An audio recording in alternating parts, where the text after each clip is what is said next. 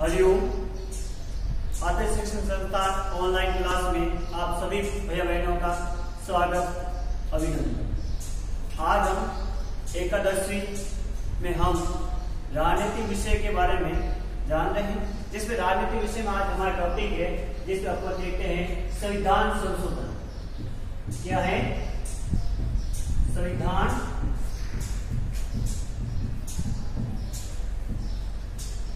संशोधन की प्रक्रिया।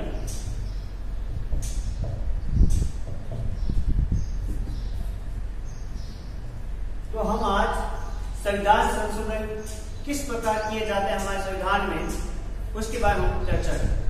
पहले अपन देखते हैं संविधान संशोधन है क्या, इसका मुख्य रूप से अर्थ क्या है, संविधान संशोधन क्या होता है, इसके बारे में चर्चा करें। संविधान संशोधन का मतलब होता है किसी भी मूल संविधान में उसको परिवर्तन करना, जोड़ना या हटाना ही संविधान संशोधन कहलाता है। जिसको हम देखते हैं हटाना, जोड़ना और परिवर्तन करना ही संविधान संशोधन कहलाता है। अब अपन देखते हैं कि संविधान संशोधन कैसे किया जाता है। हमारे संविधान में संशोधन की प्रक्रिया कितने प्रकार की है, उसके बारे में हम चर्चा करेंगे। तो हम देखते हैं कि हमारे संविधान में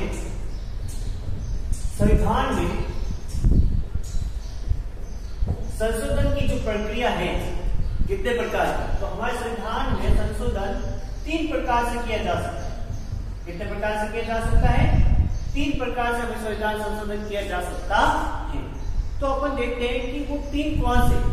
तो अपन देखते हैं वो 3 प्रकार, जिसमें सबसे पहला है साधारण बहुमत से, दूसरा आता है विशेष बहुमत से, तीसरा है विशेष बहुमत तथा आधे राज्यों का समर्थन। ये 3 प्रकार से संशोधन किया जाता है। अब हम चर्चा ये करते हैं कि सबसे पहले कि ये संविधान संशोधन हमारे संविधान में कौन से अनुच्छेद के माध्यम से किया जाता है। तो हमारे संविधान संशोधन किया जाता है, अपन देखते हैं अनुच्छेद 368 के तहत। किसके तहत? अनुच्छेद 368 के तहत हमारे संविधान में संशोधन किया जा सकता। अब अपन देखते हैं अनुच्छेद 368 के तहत, अनुच्छेद 368 के तहत 2 प्रकार से संशोधन किया जा सकता है। ध्यान रखना, अच्छे से ध्यान देखना। अनुच्छेद 368 के तहत संविधान संशोधन कितने प्रकार से किया जा सकता है? मुख्य रूप से 2 प्रकार से। अभी हमने देखा संविधान संशोधन कितने प्रकार के परिवर्तन किया जा सकता है। साधारण बहुमत, विशेष बहुमत, विशेष बहुमत प्लस आधे राज्यों का समर्थन।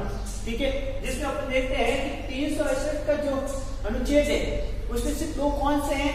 एक विशेष बहुमत और एक विशेष बहुमत प्लस आधे राज्यों का समर्थन। उसमें साधारण बहुमत के बारे में नहीं बताया गया।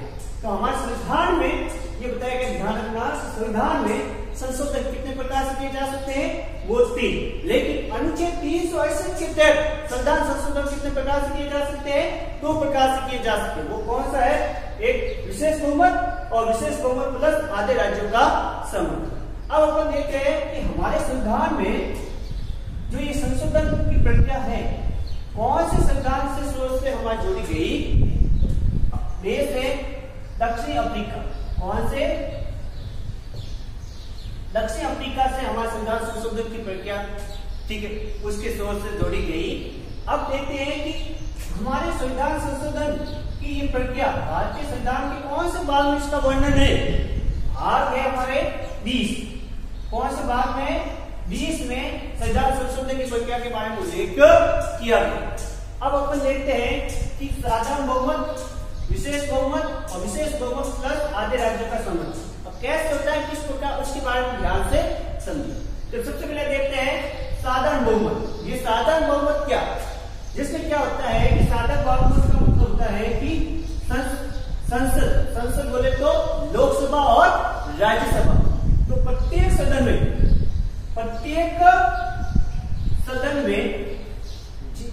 प्रत्येक सदन में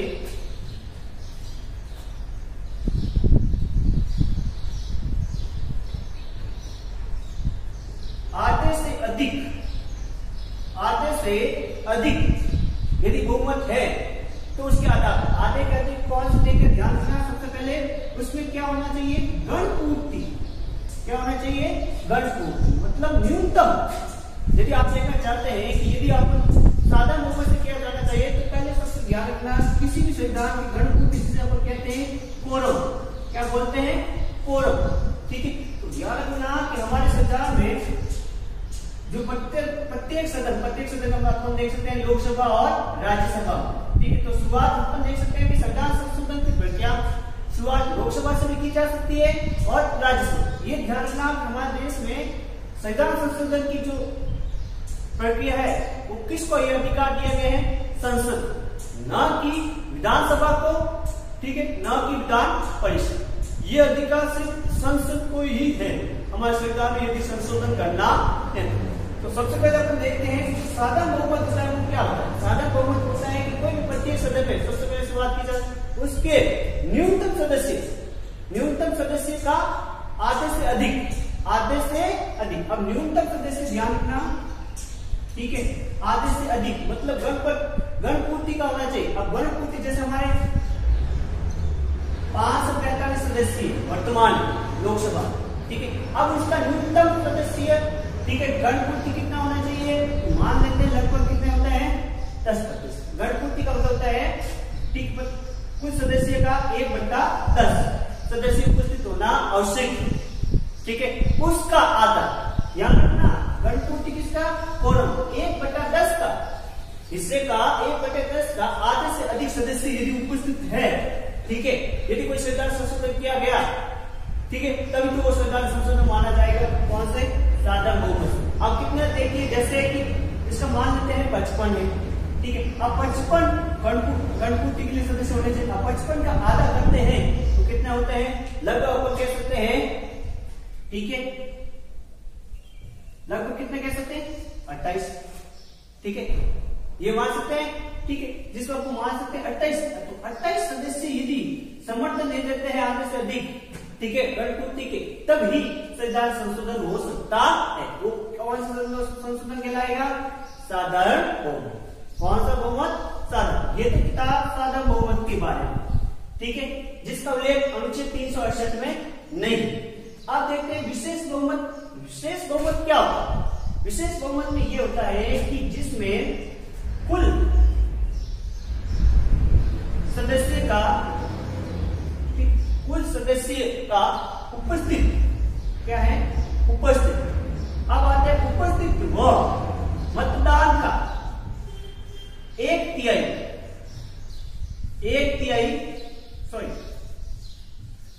बहुमत। क्या है, 2/3 बहुमत से यदि पारित होता है तभी तो संशोधन हो सकता है। ठीक है, अब देखते हैं, जैसे मान लेते हैं हमारे कुल सदस्य कितने हैं, 545। कितने सदस्य है, 545 वर्तमान लोकसभा 545। अब 545 उपस्थित है। ठीक है, उनके लिए अपन कहते हैं इसमें आपके, ठीक है, जिसमें यदि आप उसके द्वारा पारित करना चाहते हैं तो इसमें यह होना चाहिए कि आपके, ठीक है, बहुमत, ठीक है, बहुमत कुल सदस्य का बहुमत, ध्यान रखना, कुल सदस्यों का बहुमत। अब बहुमत कितना चाहिए, बहुमत चाहिए लगभग कितने, 284। तो 284 सदस्य सदन में उपस्थित होना आवश्यक है। अब 284 का अब माना जाए, ठीक है, 284 उपस्थित है। अब मतदान भी का भी हिस्सा कितना होना चाहिए, मतदान देने वाले कितने तिहाई होने चाहिए, 2/3। ठीक है, तो 2/3 है उपस्थित सदस्य मतदान दे रहे हैं, तो इसका मतलब, ठीक है, पारित हो जाता है विधेयक तो माना जाएगा। तो वो किसके तहत आएगा, विशेष बहुमत। अब इसमें क्या है, विशेष बहुमत, विशेष बहुमत जैसे ये हुआ, उसके बाद आधे राज्य का समर्थन, आधे राज्य का समर्थन। अब आधे राज्यों को कैसे, तो प्रत्येक राज्य में आधे राज्यों के समर्थन, विधान मंडल, विधानमंडल, ध्यान रखना, विधानमंडल जिसमें जिस राज्य में विधानसभा है, जितने राज्यों में विधानसभा है, और साथ ही जिस राज्यों में विधान परिषद है तो उन विधान परिषदों में से और विधानसभाओं में से, ठीक है, पारित होना आवश्यक। जब संसद के द्वारा, लोकसभा और राज्यसभा के द्वारा जो संशोधन हो जाता है, फिर बाद में प्रत्येक राज्य में वो विधेयक जाता, बिल जाता है संशोधन होने के लिए, तब प्रत्येक राज्य के विधानसभा और विधान परिषदों से 2/3 बहुमत से पारित होना आवश्यक है। 2/3 पारित होना आवश्यक। तो ऐसे प्रत्येक राज्य में इस प्रकार संशोधन होता, ठीक है। इसकी कोई समय सीमा नहीं है कि आप इतने समय के अंदर पारित करना आवश्यक है, कोई समय सीमा नहीं। ये तो था संविधान संशोधन के बाद। अब अपन ये ध्यान रखना कि यदि सादा बहुमत, विशेष बहुमत या विशेष बहुमत प्लस आधे राज्यों का समर्थन, यदि इसके द्वारा जब वो पारित हो जाता है बिल, जब राष्ट्रपति के पास जाता है तो राष्ट्रपति उसको अनिवार्य रूप से, ध्यान रखना ये चीज नोट, राष्ट्रपति अनिवार्य रूप से हस्ताक्षर करता है किस बिल पर? संविधान संशोधन। इसी प्रकार जैसे आप देखना होगा, ठीक है, वित्त विधेयक जिसे अपन कहते हैं, बजट से संबंधित, धन विधेयक जिसे अपन बोलते हैं, धन विधेयक जिसमें भी राष्ट्रपति को अनिवार्य रूप से हस्ताक्षर करने होते हैं, उसमें वो वापस अपने पास रख नहीं सकता है या वापस भेज नहीं सकता है। लेकिन ध्यान रखना, जो संविधान संशोधन है, जो संविधान संशोधन में, ठीक है, राष्ट्रपति उस पर अनिवार्य रूप से हस्ताक्षर करता है, इसको वापस नहीं भेज सकता है, अपने पास में नहीं रख सकते, जिसे हम कहते हैं विटो पावर, ठीक है, सॉरी पॉकेट में, ठीक है। तो इस प्रकार से ऐसा नहीं हो सकता। ये तो था मुख्य रूप से हमने देखा संविधान संशोधन के प्रकार, ठीक है, साधारण बहुमत से, विशेष बहुमत से, विशेष बहुमत से, आधे से। अब आते हैं इनको साधारण बहुमत से, ऐसे कौन से साधारण बहुमत के माध्यम से किए जा सकते हैं? तो ध्यान रखना, साधारण बहुमत से संबंधित अधिकांश किसी भी राज्य का नाम से संबंधित है, ठीक है, तो परिवर्तन किया जा सकता है। यदि किसी राज्य की सीमाओं से संबंधित है, ठीक है, वो साधारण बहुमत के माध्यम से होगा। या किसी राज्य की सीमाओं में वृद्धि करना है या कमी करना है, ठीक है, यदि राज्य का निर्माण करना है, ठीक है, राज्य का निर्माण करना है, ये सभी किसके माध्यम से होता है? साधारण बहुमत के माध्यम से होता है, ठीक है। तो अब ध्यान रखना, ये तो साधारण संबंधित है। अब ध्यान रखना, जो साधारण बहुमत से संबंधित जो भी विधेयक बिल पारित होते हैं, ठीक है, तो संविधान में वो संशोधन के रूप में काउंट नहीं होते। जैसे अपन देखते हैं वर्तमान हमारे संविधान अब तक, ठीक है, संविधान लागू होने के बाद हमारे संविधान कितने संशोधन हो चुके हैं? अब तक हमारे संविधान में 104 संशोधन हो चुके हैं। कितने संशोधन हो चुके हैं? 104 संविधान संशोधन हो चुके हैं। वो 104 संविधान संशोधन किसके माध्यम से हुए? विशेष बहुमत के माध्यम से, विशेष बहुमत और आधे राज्यों के बहुमत से। यदि इसके माध्यम से वो संशोधन होता है, वो संविधान संशोधन के रूप में काउंट नहीं होता है। इस चीज को दिमाग में रखना अच्छे से।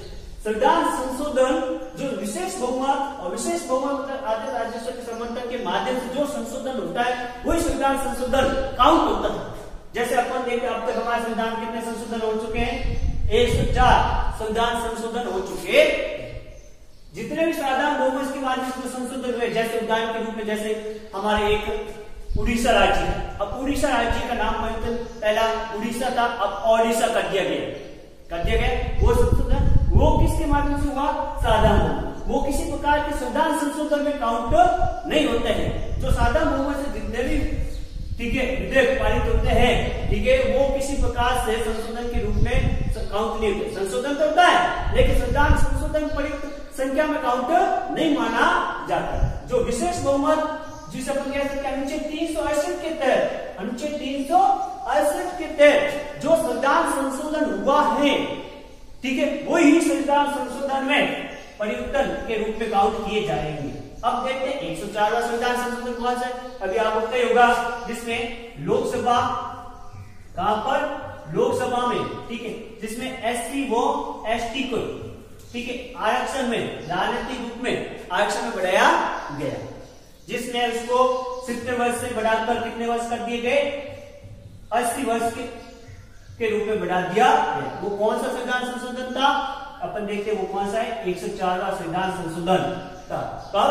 2000, अपन देखते हैं कब, 2019 में इस प्रकार संविधान संशोधन किया गया। तो वो कौन सा था, 104वां संविधान संशोधन, जिसमें SC ST को, ठीक है, के लिए आरक्षण बढ़ा दिया गया। क्या बढ़ा दिया गया? आरक्षण बढ़ा दिया गया था राजनीतिक। और साथ ही जिसे अपन कहते हैं आंग्ल इंडियन, लोकसभा में जो सदस्य होते हैं, 2 काउंट होते हैं, राष्ट्रपति के द्वारा मनोनीत होते हैं, वो भी, ठीक है, इसको निरस्त कर दिया गया। इसको आंग्ल इंडियन, ये था 104वां संविधान संशोधन।